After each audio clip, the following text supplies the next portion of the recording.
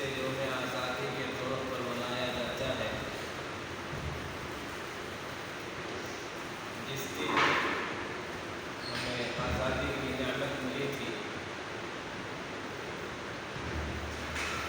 جس کے پیچھے ایک قربانیوں کی طویل داستان ہے، جدوجہد کی ایک لمبی داستان ہے، شہداء کی بے پناہ قربانیاں ہیں۔ لیکن موجودہ صورتحال کو دیکھتے ہوئے آج لوگ یہ کہتے ہیں کہ ہائے سیاد کا یہ مذاق کرم، بالوں پر لے کے بخشی ہے آزادی۔ ایک نام کی آزادی ملی، لیکن حقوق کی آزادی نہیں ملے۔ جو رعایتیں ملنی چاہیے تھی، جو حقوق ملنے چاہیے تھے، جو امن و امان ہونا چاہیے تھا، وہ محفوظ ہے، اس کا کہیں تصور نہیں۔ مجاہدین آزادی نے، سرفروشوں نے وطن کی آزادی کے لیے جو قربانیاں دیں، ان کے سامنے ملک کا ایک خوبصورت نقشہ رہا ہوگا، ان کے سامنے بہترین خواب رہے ہوں گے جسے وہ شرمندہ تعبیر کرنا چاہتے ہوں گے، لیکن بدقسمتی وہ خواب شرمندہ تعبیر نہیں ہو سکا۔ مسلمان اس موقع پر جب خوشی منانا چاہتے ہیں، دوسری طرف صورتحال نظر آتی ہے کہ ان کے حقوق کو پامال کیا جاتا ہے۔ کہیں مساجد پر بھگوا جھنڈے لہرائے جاتے ہیں، کہیں کسی کی موب لنچنگ ہوتی ہے، کہیں مسجدوں کے پاس جا کر کے مسلمانوں کے جذبات کو مجروح کرنے والے نعرے لگائے جاتے ہیں۔ ایسی صورتحال میں خوشی کا کیا تصور ہو سکتا ہے؟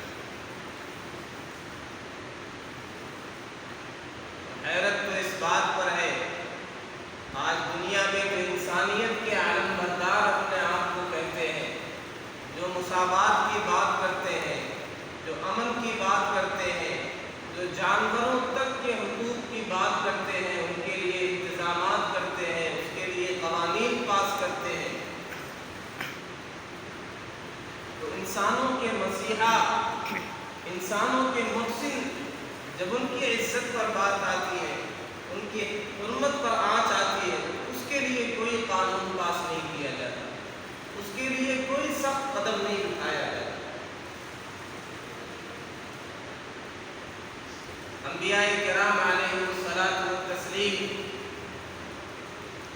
کائنات میں سب سے مقدس اور سب سے افضل، سب سے عظیم ہستیاں ہوتی ہیں۔ ہر نبی اپنے اخلاق کے اعتبار سے، اپنے علم کے اعتبار سے، اپنے کردار کے اعتبار سے سب سے اعلیٰ ہوتا ہے، اور اس کا احسان ہوتا ہے قوم پر، دنیا والوں پر، انسانوں پر۔ اور رحمت عالم صلی اللہ علیہ وسلم تو انبیاء کے امام، رسولوں کے امام، امام الرسل ہے، سید الرسل ہے۔ آقا صلی اللہ علیہ وسلم کے سارے عالم پر احسانات ہیں، اور اس بات کو جو انصاف کی نگاہ رکھتے ہیں انہوں نے تسلیم بھی کیا ہے۔ دیگر مذاہب والوں نے بھی اس کا اعتراف کیا ہے کہ رحمت عالم صلی اللہ علیہ وسلم انسانیت کے مسیحا تھے۔ سب نے ان سے سبق سیکھا ہے، تہذیب سیکھی ہے، اور آقا صلی اللہ علیہ وسلم کا انسانیت پر احسان ہے۔ لیکن اس کے باوجود آئے دن ہم دیکھتے ہیں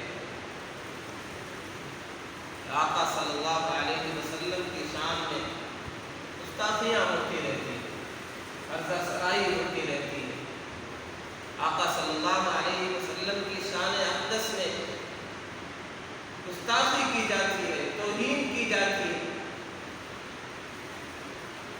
کبھی کارٹون کی شکل میں، کبھی کوئی زبانی طور پہ عرضہ سرائی کرتا ہے، کبھی کسی نے سوشل میڈیا پر کوئی پوسٹ ڈال کر کے آقا صلی اللہ علیہ وسلم کی شان میں گستاخی کرتا ہے۔ تو حیرت کی بات ہے جب لوگ اس کے لیے احتجاج کرتے ہیں، FIR درج کرانے جاتے ہیں، تو بجائے اس کے FIR درج کی جائے اور ماحول کو پرامن بنانے کے لیے جو مجرم ہے اسے گرفتار کیا جائے، اس پر کارروائی کی جائے، اندھا قانون چلتا ہے۔ احتجاج کرنے والوں کو، معصوموں کو، جن کا کوئی قصور نہیں، انہیں گرفتار کیا جاتا ہے اور یک طرفہ گرفتاری ہوتی ہے۔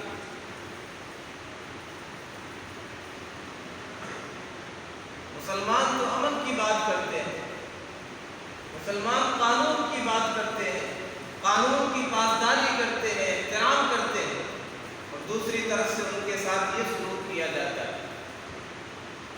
جانوروں کے لیے قوانین بنائے جاتے ہیں، ان کی عزت، ان کا احترام ہو،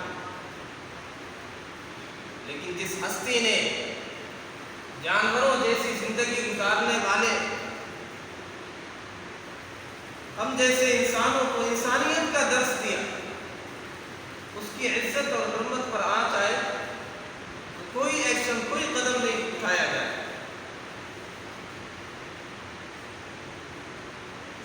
ایسے موقع پر مسلمان کیسے خوشی منا سکتے ہیں؟ ان کے جذبات میں ضرور، ان کے دل کو ٹھیس پہنچائی جائے۔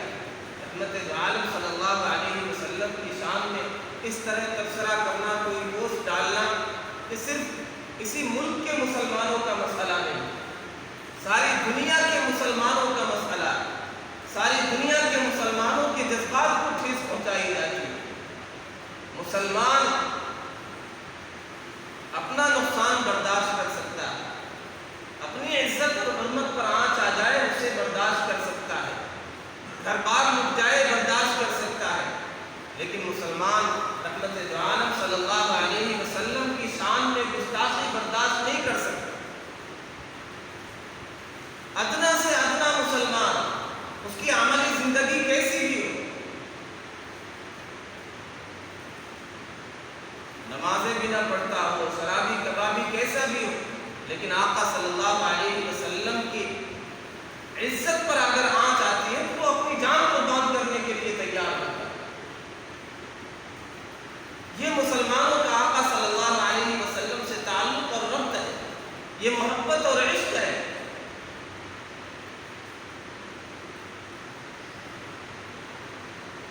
اور بے شمار ایسے واقعات ہیں، کسی شرابی کے سامنے اس طرح کی حرکت کی گئی، آقا صلی اللہ علیہ وسلم کی ذات پر رسومائی کی گئی، اس نے شراب کی بوتل اٹھا کر کے مارا، کہا کہ میرے پاس تو بس یہی ایک چیز رہے، یہی ایک محبت رہے گی، اسے بھی چھیننا چاہے گا۔ مسلمان سانس بھی لیتے ہیں آقا صلی اللہ علیہ وسلم کی محبت کے سہارے۔ اس لیے دنیا والوں کو، حکومت وقت کو، صاحب اقتدار لوگوں کو یہ سمجھنا چاہیے، جہاں اسلامی شریعت، اسلامی حکومت نہیں ہے، شریعت کا نفاذ نہیں ہے، جہاں پہ حکومت کے ذمہ داروں کی یہ ذمہ داری ہے کہ امن کا ماحول خراب نہ کرنے، جو مجرم ہے، جو امن کا ماحول خراب کرنا چاہتا ہے، جو اس طرح کی پوسٹ ڈالتے ہیں، جو اس طرح کی باتیں کرتے ہیں، ان کی گرفت کی جائے تاکہ ماحول سازگار رہے۔ جہاں اسلامی حکومت ہو وہاں تو ایسے شخص کی سزا قتل ہے۔ رحمت دو عالم صلی اللہ علیہ وسلم جو سارے عالم کے لیے رحمت،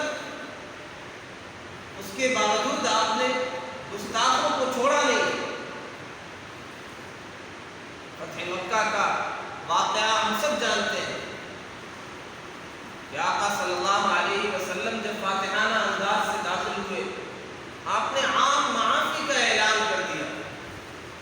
من دخل فی دار ابی سفیان فهو آمن، ابو سفیان کے گھر میں جو داخل ہو گیا اسے بھی امن ہے۔ من دخل فی بیت اللہ فهو آمن، جو اللہ کے گھر میں داخل ہو گیا وہ بھی مامون ہو گیا۔ اس نے اپنے گھر کے دروازے کو بند کر لیا، کنجی لگا لی، وہ بھی مامون ہو گیا۔ سب کے لیے کہہ دیا اذهبوا فانتم طلقاء لا تثریب علیکم اليوم، جاؤ تم سارے کے سارے آزاد ہو، آج تم سے مواخذہ نہیں ہوگا، کوئی گرفت نہیں ہوگی۔ اليوم یوم المرحمہ، آج رحم و کرم کا دن۔ یہ باتیں تو ہم سنتے ہیں لیکن آگے کم ہی لوگ بیان کرتے ہیں، آگے کی بات کم ہی علماء کم ہی مقررین بیان کرتے ہیں۔ تقریباً 12 لوگ ایسے تھے جنہیں معاف نہیں کیا گیا اور کہا گیا کہ جہاں بھی ملے انہیں قتل کر دو۔ ان میں سے گستاخان رسول بھی تھے جو آقا صلی اللہ علیہ وسلم کی شان میں عرضہ سرائی کرتے تھے، جو گستاخی کیا کرتے تھے، جو بیہودہ اشعار پڑھا کرتے تھے۔ چنانچہ ایک شخص جس کا نام ابن خطل تھا، لوگوں نے کہا آذا ابن خطل متعلق باستار الکعبہ، آقا صلی اللہ علیہ وسلم سے کہا گیا یہ ابن خطل ہے، کعبہ کا پردہ پکڑ کر کے، پردے سے چمٹ کر کے معافی مانگتا ہے، یہ معافی کی بھیک مانگ رہا ہے کعبے کے پردے سے چمٹ کر کے۔ آپ نے فرمایا فقتلوہ، اسے قتل کر دو، کوئی معافی نہیں۔ یہ وہ شخص تھا اسے علم آدمی تھا، لکھنا بھی جانتا تھا، اسلام لایا، آقا صلی اللہ علیہ وسلم نے اسے کتابت بقی کا بھی کام دے دیا۔ ایک موقع پر کہیں عامل بنا کر کے بھیجا، ساتھ میں ایک خادم بھی لگا دیا۔ اس نے ایک جگہ خادم سے کہا کہ میں آرام کرتا ہوں، میں سوتا ہوں، میرے لیے کھانا تیار ہو۔ یہ سو کر کے اٹھا تو خادم نے کھانا تیار نہیں کیا، تو خادم کو قتل کر دیا، مار دیا۔ پھر یہ پریشان ہوا کہ اب آقا صلی اللہ علیہ وسلم کی بارگاہ میں پہنچوں گا تو ظاہر قصاص ہوگا، بدلہ لیا جائے گا۔ اس وجہ سے وہ مرتد ہو گیا، اور مکہ کفار مکہ مرتدوں کو بڑی اہمیت دیا کرتے تھے۔ پھر صرف مرتد نہیں ہوا، اس کے پاس جو باندیاں تھی ان سے آقا صلی اللہ علیہ وسلم کی ہجوں میں اشعار کہلوایا کرتا ہے، گستاخی کے اشعار، اور شعر و شاعری کا عروج تھا، رواج تھا، یہ چرچے بھی خوب ہوتے تھے۔ یہ آقا صلی اللہ علیہ وسلم کی شان میں اس طرح گستاخی کیا کرتا تھا۔ آپ نے فرمایا یہ کعبے کی دیوار سے چمٹ کر کے، پردے سے چمٹ کر کے معافی مانگ رہا، پھر بھی اس کے لیے معافی نہیں ہے۔ گستاخ رسول آقا صلی اللہ علیہ وسلم کی اللہ نے شان اتنی بلند کی کہ آقا صلی اللہ علیہ وسلم کو بھی معاف کرنے کے لیے نہیں کہا گیا۔ یہ کسی ایک مسلمان کے ساتھ متعلق مسئلہ نہیں ہے، کسی ملک کے مسلمان کا مسئلہ نہیں ہے، ساری دنیا کے مسلمانوں کا مسئلہ ہے، اربوں خربوں مسلمانوں کا مسئلہ ہے۔ اس لیے مسلمان اپنا کچھ بھی نقصان برداشت کر لے، رحمت دو عالم صلی اللہ علیہ وسلم کی شان میں ادنا سی گستاخی بھی برداشت نہیں کر سکتا۔ اور اس موقع پر ہمارے اکابرین کو، بڑی تنظیموں کو کوئی ایسا قدم اٹھانا چاہیے کہ ایسا قانون بنایا جائے، یہ سلسلہ رکنا چاہیے۔ ہر آئے دن کوئی بھی آدمی سستی شہرت حاصل کرنے کے لیے، مشہور ہونے کے لیے کچھ بھی لکھتا چلا جاتا ہے۔ کتنی بھی مقدس شخصیت ہو، کسی نبی کی شان میں، کسی ولی کی شان میں، جو چاہے منہ میں آئے بک دیتا ہے، اور پھر کوئی بھی بہانہ پیش کر دے اسے معاف کر دیا جاتا ہے، بلکہ لوگ اس کا دفاع کرتے ہیں۔